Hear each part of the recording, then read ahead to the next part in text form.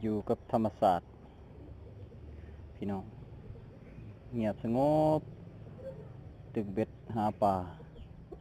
เอากุ้งตึกพี่น้องเอากุ้งฝอยใส่ตุ่มเลยก็เอากุ้งตึกเบ็ดซิงดิวแน่กระโตแน่ปลากินอยู่หน่อย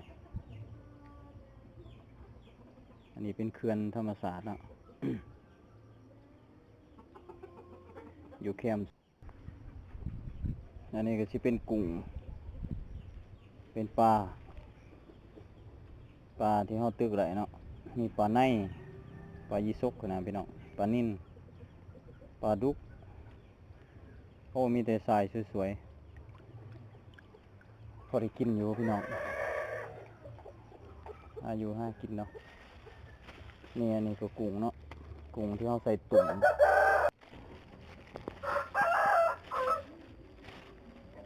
นี่ก็เขาเอากุ้งนี่ตึกเนาะพี่น้องเสียบใส่เบ็ด